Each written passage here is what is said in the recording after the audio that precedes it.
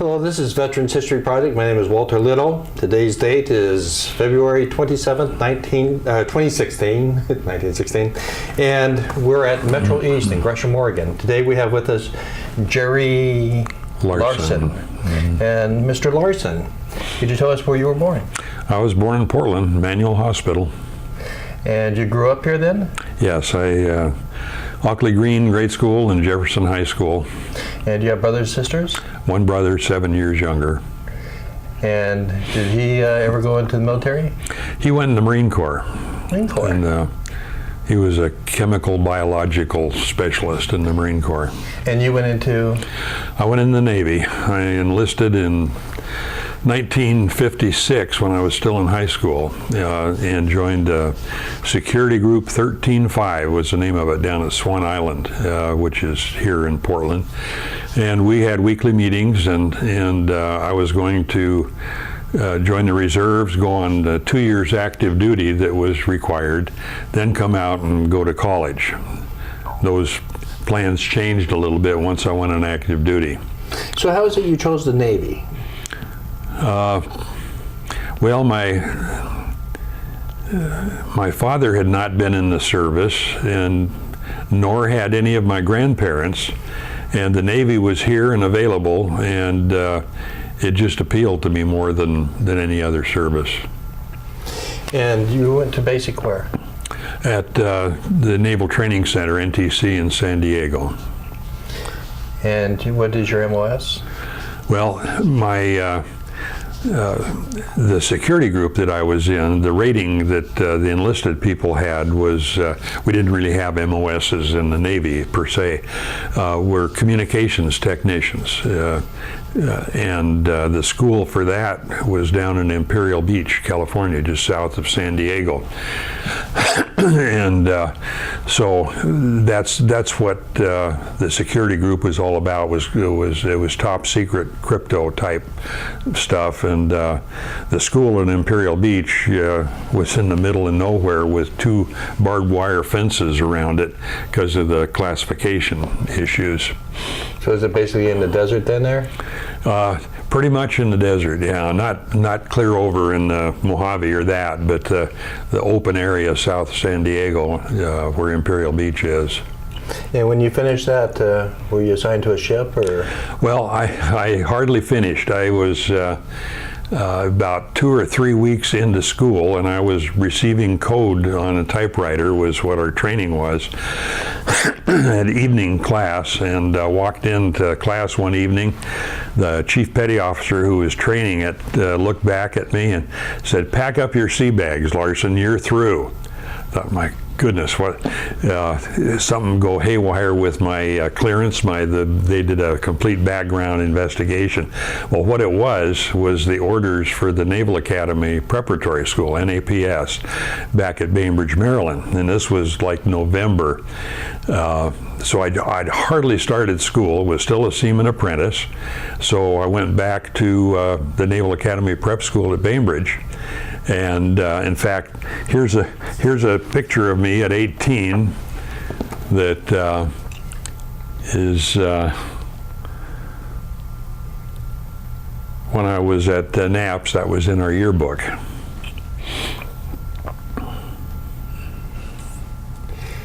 Yeah, you're a good-looking man at 18. Yeah. Too bad it didn't last. That was about 60 years and 60 pounds ago.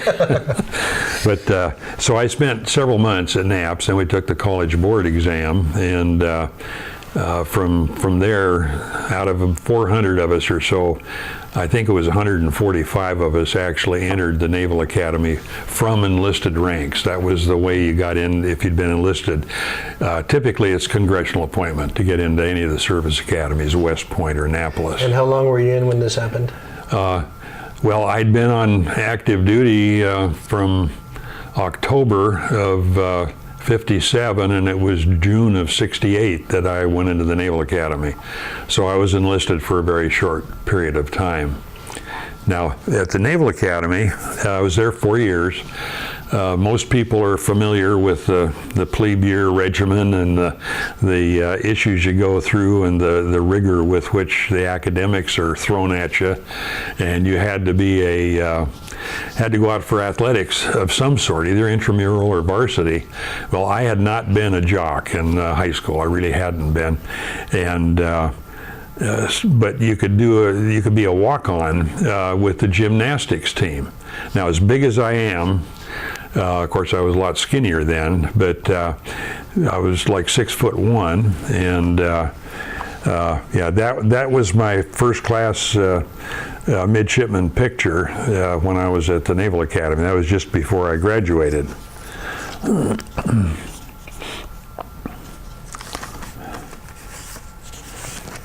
But while I was there, I had two real outlets. One was varsity gymnastics, and this is me working my one event, which was the side horse, the pommel horse. I wasn't really that good, but I was good enough to be on the varsity all the way through, and we did take the Eastern Intercollegiate Championship my junior year. This was the whole gym team those years. And you see I'm up in the very back row because I'm pretty much bigger than anybody else. The only event I could really work was the pommel horse and get my legs going like that other picture showed. I was too tall really to do the high bar or the parallel bars or like that.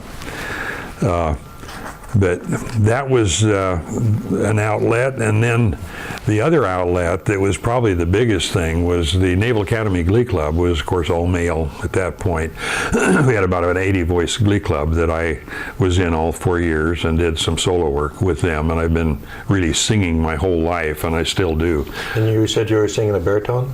I was a baritone then. Now I was lyric baritone. Now I'm a bass baritone. So the voice darkens and deepens with age, it seems to. But we did all kinds of things.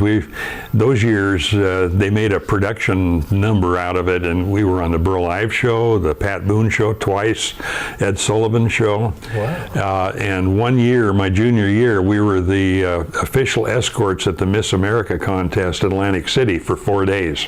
So we were part of the program. Plus, I escorted Rosemary Doolin, who was Miss Oregon that year, to the coronation ball. So it was good times. So you're accustomed to being in front of a camera. Yes.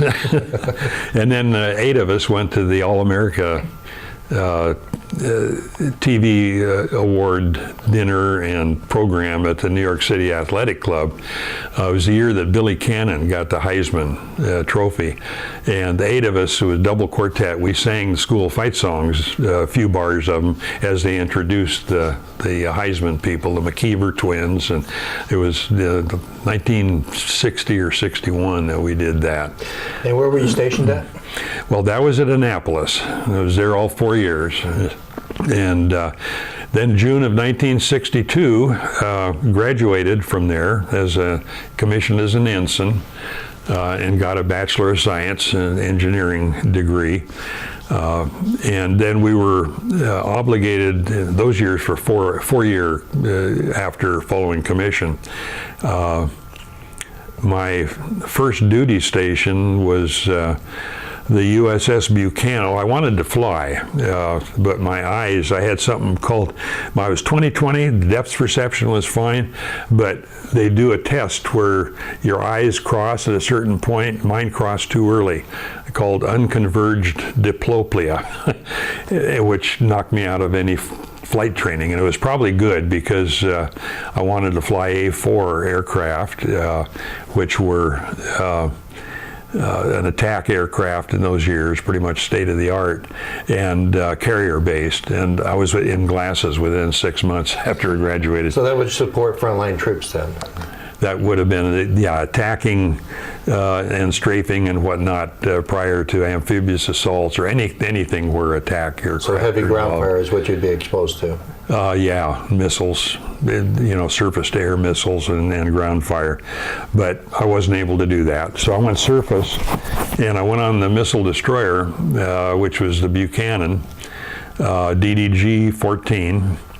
and it was brand new. I reported aboard when it was just after it had been commissioned, and in fact, it was up in the shipyards up in Bremerton when I reported, and well, actually, I picked it up in San Diego, and soon after that, we went to Bremerton. But I was on there for about 2.5 years as the first lieutenant for most of the time, which has the deck force and the bosun's mates and the paint chippers and painters, and that was the first lieutenant's job. Of course, standing OD watches on the bridge, and then I became the gunnery officer, and so the 5-inch 54s and the 3-inch 50s we had, that I had responsibility for those.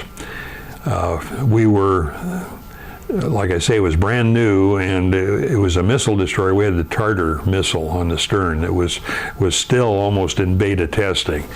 We also had ASROC, which was a combination of torpedoes and depth charges in tubes that would get ejected that had nuclear capability.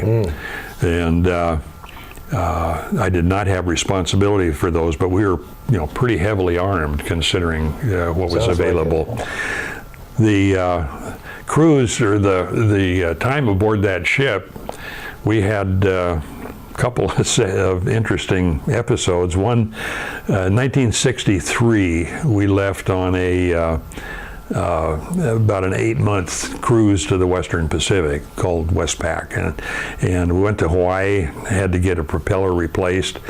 But from there we headed for Australia, and we went down to Melbourne, Australia for the Coral Sea Festival in April of that year, 63.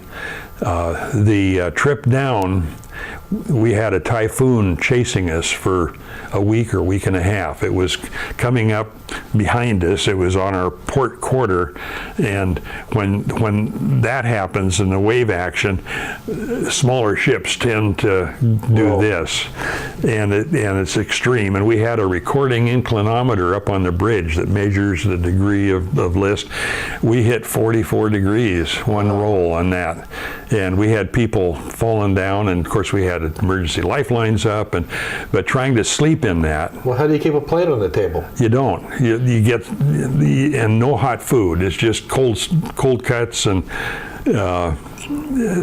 macaroni salad or whatever the galley people could put together, and you just eat that out of paper containers of some sort. And sleeping, of course, was another issue. And you said that lasted how long? It was over a week. Over a week? We had that, yeah. And sleeping, you do this and try to catch some shut-eye while you're going this, or the pitching. I was up forward in the forward stateroom, and the pitching was right. Now, luckily, I never got seasick, but on the way down, after the typhoon had left, it was about when we hit the equator, which we did at the international date line, which makes you a golden shellback. I was going to ask, do you have an equator party when you hit the equator? Oh yeah, we really did it. And was that your first time going? That was the first time. So I was a shellback, or became a shellback. I had not been through, but the officers as well as enlisted had to go through all of the baloney. Well, let's hear about some of this baloney. Okay, one of them, there was a chief machinist mate on board who was about 6'6" and at least 350 pounds. I mean, he was gigantic. Well, he was the royal baby, which they always have. Sat out on deck, and you had to come up and kneel in front of him. He had a mustard concoction, mustard, mayonnaise, whatever, and would take your face and rub it like that. Well, he was out doing that for all of these new people, and he was fairly fair-skinned, and of course the equator. He was the most miserable sunburned guy you ever saw. But the time in Melbourne was, we were there a little over a week and a half, and was absolutely marvelous. Coral Sea Festival, this was 63, so it was only, less than 20 years after the event had occurred, the Coral Sea, Battle of Coral Sea. One thing I recall was an older fella who obviously had been part of World War II, probably in his 50s, maybe 60-ish. was down at the bottom of the gangway. Every day we were there with a big coat. April's kind of chilly, it's fall down south. And he had pockets sewn into his coat, and he had bottles of champagne and little plastic cups in the other. Every sailor that went off that ship got a little bit of champagne. Oh, nice. You know, really cool. And Now your ship, it was a missile cruiser. missile destroyer. So was that part of support for a fleet, or was that a hunter? Well, it was a hunter. ASW was,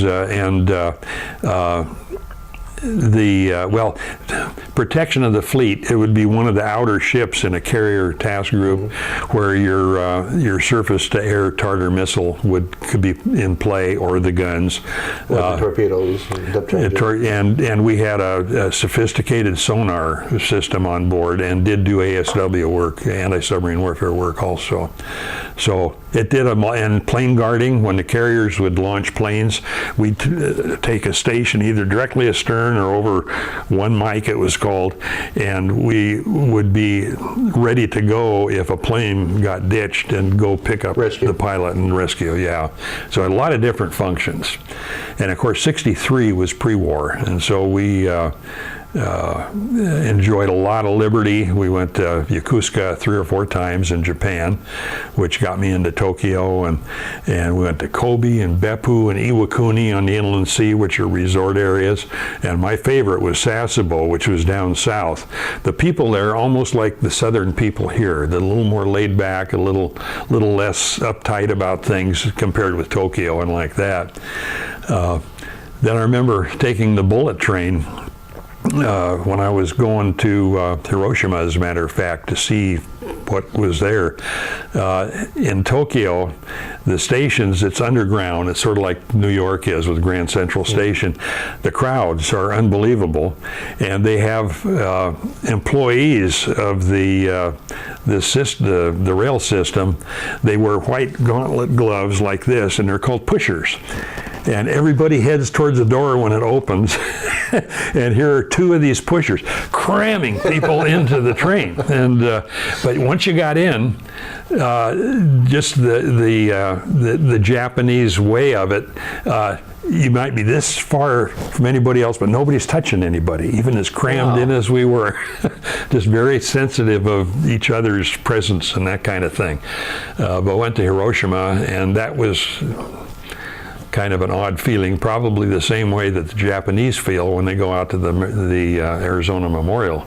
You know, that the memorial, there's a big burned out cupola type building there that's been left as a monument to that.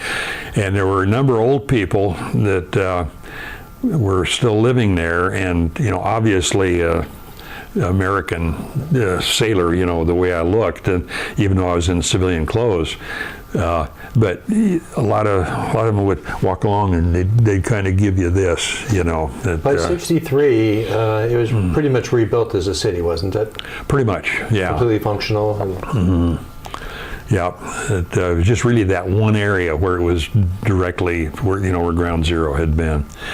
So that was the deal. One other time, we were coming back. We were back home now, and this was towards the end of my time as first lieutenant. But I had a chief bosun's mate that worked for me, quote unquote. He had 3 more years service than I was old at this point. I was Lieutenant JG at 23 or something, and he had 26 years service. And we were steaming back fairly fast into port because we'd been told we're going to have the change of the squadron commander command on board. It'd be a big event, and everything's got to be totally perfect, you know, for that. Well, the bosun's mates, my team, had painted and shined up the work, the brass work and everything, just where it was perfect. When a fire control technician, fire control don't deal with fires, they deal with gun and missile control, the firing of them. My MOS was fire control. Okay, very high-tech sort of thing. Well, their shack was up on the O1 deck, one level above the main deck. there was a FT second class, E5, who was painting using some black striping paint to really make everything shine in there. Well, we were steaming back. He has about this much paint left in the can. It's open, of course, and he figured, what the heck, you know, he tosses it out the porthole. Well, you know, the wind picked it up, it went back, and then gravity took hold and just spattered the entire fantail.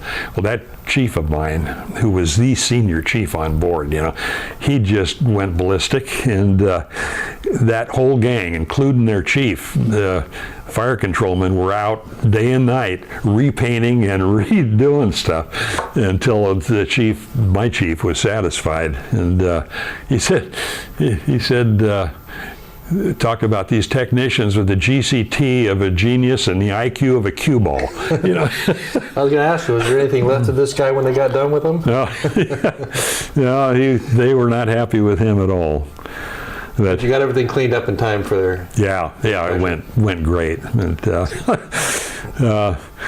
we went up, the last couple of months I was on board, we went up to Hunters Point Naval Shipyard, and I was, of course, married by this time, and when I left on the first cruise in '63, my wife was pregnant. We didn't know it. I got back 2 weeks before the child was born, my daughter, who is now 52. In December, she turned 52. The second cruise, which I'll be talking about, when I left, my son was really newborn, 1 month old, and my daughter was 14 months old, and I took off to war for 10 months, but that comes a little later. But Hunters Point Naval Shipyard, our daughter was 4 or 5 months old at that point, and we lived up overlooking Candlestick Park up on the bluff.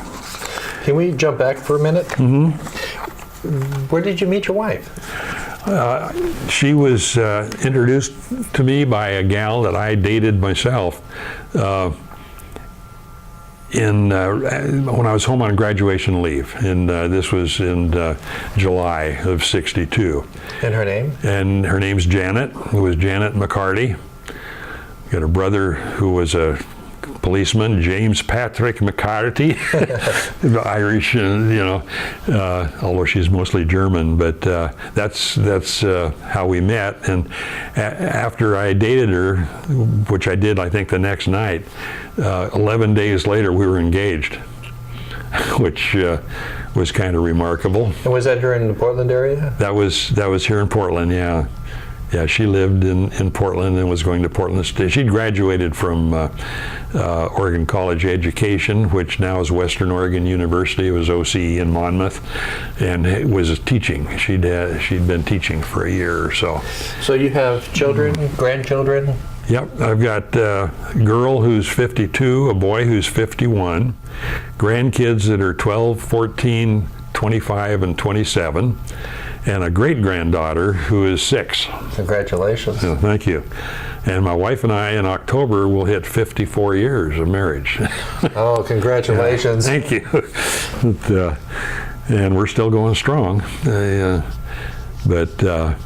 we went to Hunters Point.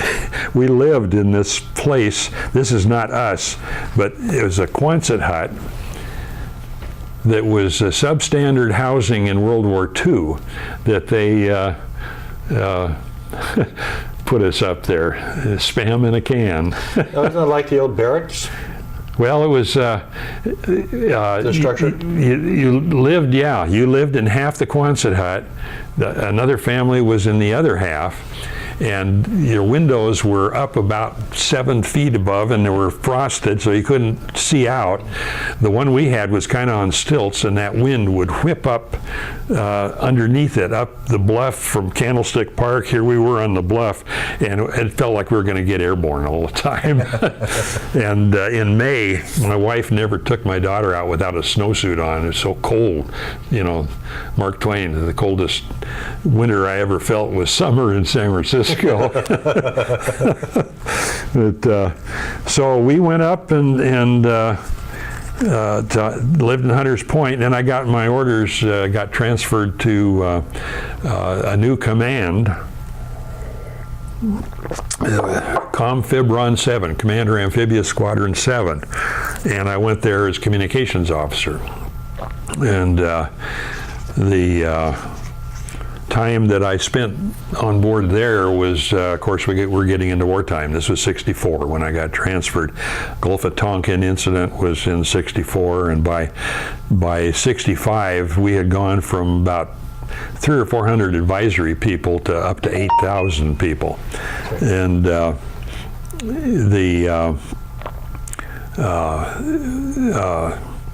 things were really blossoming in terms of Vietnam at that point. Well, we were overseas then, and we had gone over because of Vietnam, and so that particular cruise was a wartime cruise, and we did a couple different things. One of them was in Da Nang, the city of Da Nang, which the river comes down, and it's a bay type thing. Touraine Bay it was called when the French were there, and we had ships, MSTS ships, military sea transport service ships, sitting in the harbor anchored. There were over 40 of them when we showed up, drawing demurrage. For every day they were there, government had to pay something. Some were drawing as much as $4,000 a day demurrage, and we had over 40 of those suckers there. Well, our job, the Commodore, which was Captain McKinney, later Admiral, marvelous individual, and me and 2 other staff officers went ashore to try to get those ships offloaded. And I had communications and administrative responsibilities. Others had operational and some logistics. We had a combat cargo officer, a Marine, and so we went ashore and we started in trying to get people to come in to offload. Well, we sent out broadcasts hither and yon, and within a month we had 800 troops came in from all over the world, basically. Army, Navy, Air Force, Marines, no matter what. A lot of them without their service records. It was an administrative nightmare, absolutely, because I had to process them along with a personnelman and a yeoman that I had there. And communications, I mean, we were working off of orange crates at that point, and we had no radio communications at all. So I and a driver went up to what's called Monkey Mountain, Marble Mountain. It was up in the heights above Da Nang Harbor, and the Air Force had a radar site up there, and a lot of gear. Air Force always had a lot of gear. So we went up there, and driving up in the Jeep, we went right through an area that 2 days before there had been sniper action, and it was an unsecured area. That was the closest I ever came to being right in the middle of any kind of that sort of thing. I never got shot at in Vietnam, but I got shot at in Brooklyn, New York one time, but that's a whole other story. So what kind of a ship were you on? It was, we were embarked on the Bayfield, APA 33, which was a transport, but it was the flagship at Utah Beach in the invasion of Normandy. That's how old it was. It was brand new then, but it was pretty old now. No air conditioning, which Vietnam in the middle of summer was unbelievable. In fact, while we were ashore away from the ship, both the Commodore and I came down with some kind of mild amoebic dysentery. And we were both swigging belladonna drops to try to keep the cramps away. We were working 16 hours a day, you know. And chasing each other to the bathroom when we'd have our wrap-up meeting at 9 or 10 o'clock at night. And then I went from my 170 pounds, which was normal, down to about 142 pounds with that dysentery, having to keep working the whole time. We finally got things organized where the ships were getting offloaded and taken off. Then the biggest thing we had was, well, in fact, this is me up in Incheon, Korea, after I dropped down to 142 pounds. I'm pretty emaciated in that. You do look a little thinner. Yeah. But we conducted Operation Starlight, which was unbelievable. 2-day notice, fully top secret, absolutely top secret. Even in our own command, there were only a handful of us that even knew what was going on, because we had to put together operation order and get things organized. But in communications, you needed to know. Yeah, I had to know, because we had to get frequency allocations and the protocols for the different nets and circuit, all the kind of things you got to have put together for the afloat portion of it. But so you coordinated logistics then? Well, the communications aspects, what frequencies in UHF to talk to the aircraft, which ones to talk to the boats that were out, hitting the beach and that sort of thing. But it was the first opposed amphibious assault since Korea had happened, and that was the time I went 54 hours without any sleep putting that together. But when you're 27 years old, you can do it, yeah. But we ran that operation, and there were all kinds of, we had troops coming down from, it was near Da Nang. It was Chu Lai is south of Da Nang, and Vung Tau Peninsula, where this took place, was just south of that. A deserter from the Viet Cong had told us, not me, but the command, that the VC were mounting an effort to hit Chu Lai, where there was a Marine base that was pretty vulnerable if in face of a mass attack. So that's what triggered this whole thing to happen.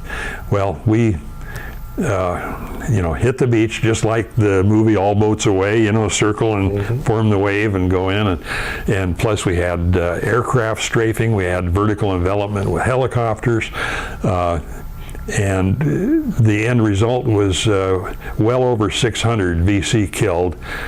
We lost, I think, 24 killed. And a number wounded, but it was a total victory, and it kind of bolstered everybody thinking that, well, we can win this war on the ground, and the Army and Marines were kind of at odds with each other. The Army wanted to do it like World War II. The Marines. That's just a signal for me.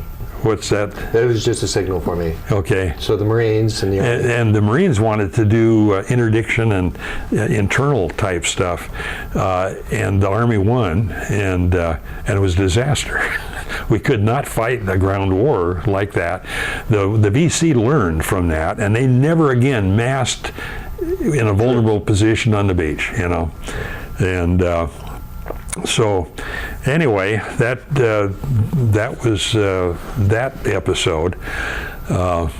We went up to Korea, picked up the Tiger Division troops, which involved all kinds of formal stuff. I swear every other soldier is a general in Korea. And we took the Tiger Division down and deployed them. We only had a little bit of liberty. We got to Hong Kong once, Manila a couple times. We'd have a landing. We'd go to Subic Bay and replenish. Go to Okinawa, pick up troops, go down and have another landing. And so that was that cruise. And meanwhile, I was missing the whole first year of my kids' lives. But when I got to be department head on there, this was what I looked like. The kind of the formal thing later on. That would have been in '65 when I made lieutenant. And I got out in January of '67. 2 Westpac cruises, 2 kids later. It was no wonder to me that 80% of the officer corps in the Navy at that point was divorced. I mean, it was horrendous life, and my wife put up with stuff just unbelievable, and so I got back, and the daughter, who was 2.5 or so at that point, I came home, and my wife would say, "Marcia, where's Daddy?" And she'd go over and point at the picture. She hadn't figured me out. You were in. And she had a stroke when I would climb into bed with my wife, and, and we finally had to put a cage over her crib just briefly to dissuade her from that. Finally, she got used to it. But So I chose not to make a career out of it. Had quite a bit of experiences in the 10 years that I was in, and went on from there and did a bunch of civilian stuff. What would you say to a young man or woman right now who is thinking of a military career? I'd say that the opportunities are still there. Service academies are still going strong. If a person has inclination to want to go to a service academy, get started when you're sophomore or junior in high school. There's ways to grease the skids a little bit in terms of blue and gold officers and people steering you on how to go. Tremendous opportunity, and whether or not you wish to stay in, you can make that decision. Now, in my case, back then, it wasn't a question of job hunting. When I got out, I had 3 or 4 heavily recruiting me, including the CIA, because all my top secret clearance and my credentials, the other credentials I had. But no, I'd say it's to be really considered that there's a lot of what's going on right now is technologically oriented.